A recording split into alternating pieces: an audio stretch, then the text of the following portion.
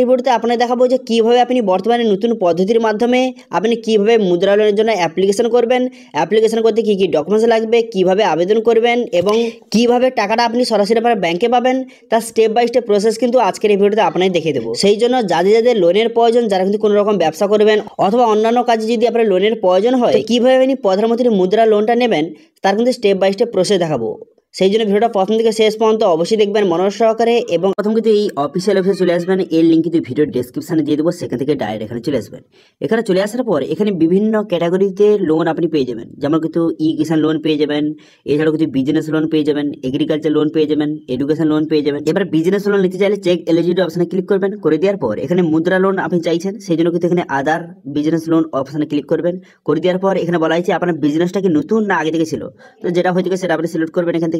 এবার বলা হয়েছে আপনি 8 পাস করেছেন নাকি, এখানে ইয়েস বা নো করবেন। আপনি ইডবিন ট্রেনিং নিয়েছেন নাকি, ইয়েস বা নো এখান থেকে সিলেক্ট করবেন। করে দেওয়ার পর আপনার বিজনেসটা কি ধরনের, কোনো কিছু জিনিস তৈরি করেন না কোনো কিছু সার্ভিস প্রোভাইড করেন, সেটা আপনি এখান থেকে সিলেক্ট করবেন। করে দেওয়ার পর জেন্ডারটা এখান থেকে সিলেক্ট করে নেবেন। করে দেওয়ার পর ক্যাটাগরি, এখানে ক্যাটাগরিটা সিলেক্ট করবেন। তারপরে আপনি এক্স সার্ভিসম্যান বা ফিজিক্যাল হ্যান্ডিক্যাপ হয়ে থাকলে ইয়েস করবেন অথবা নো করবেন।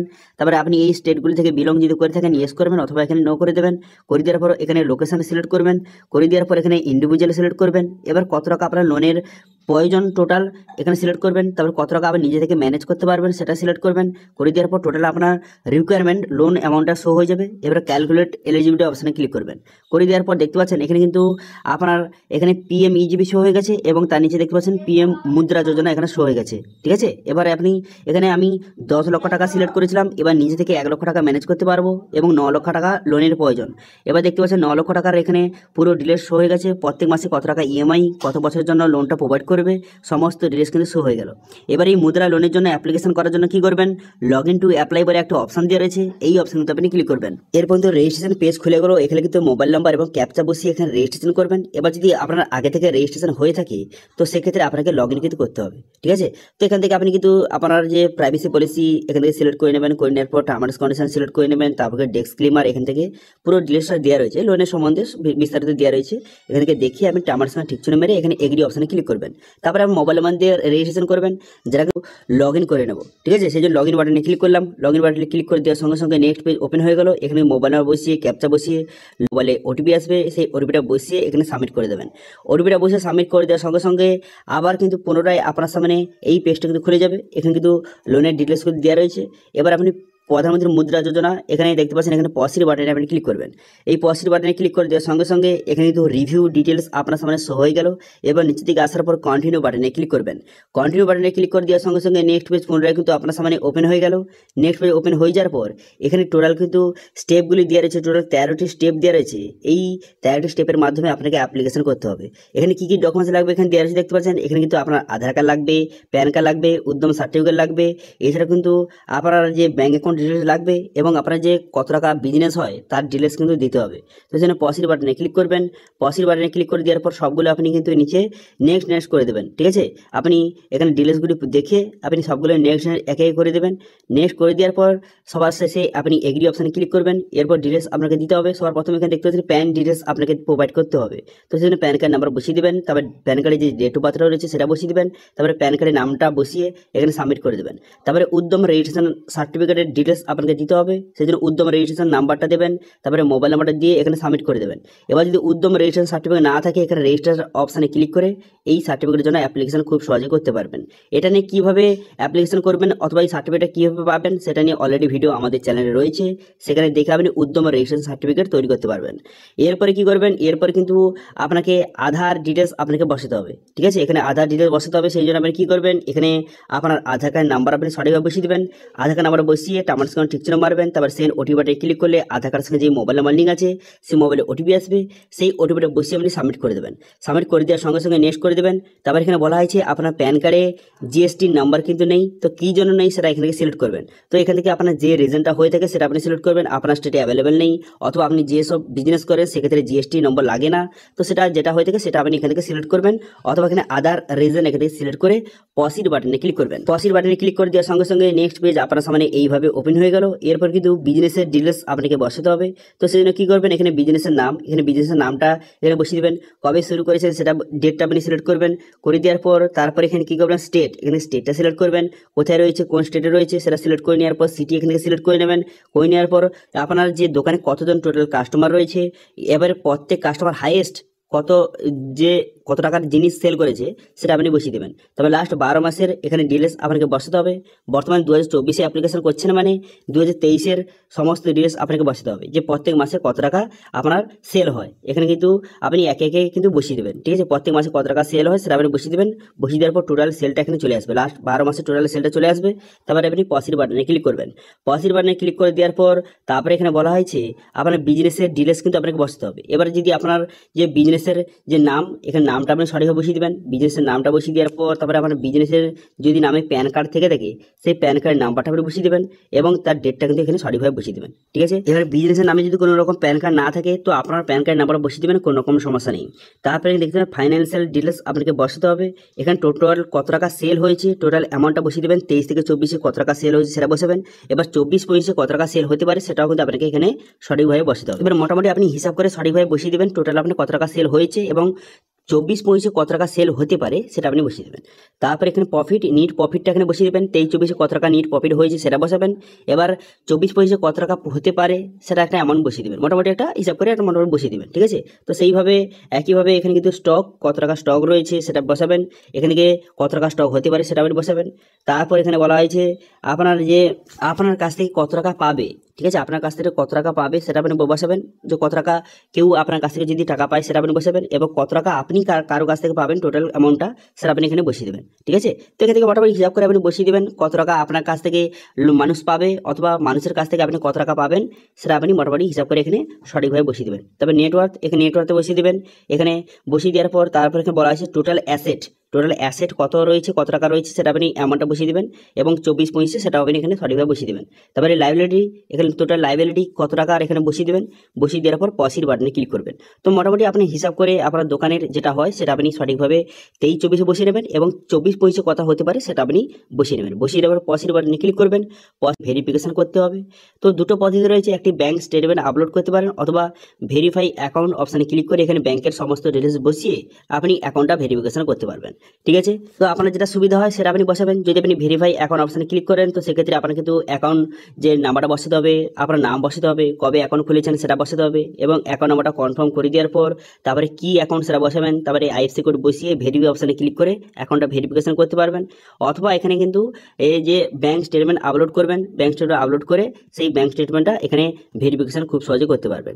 এরপর কিন্তু অ্যাকাউন্টটা ভেরিফাই হওয়ার পর 1 টাকা কিন্তু আপনার ব্যাংকে পাঠাবে, সেই 1 টাকা আপনার ব্যাংকে কিন্তু চলে আসবে।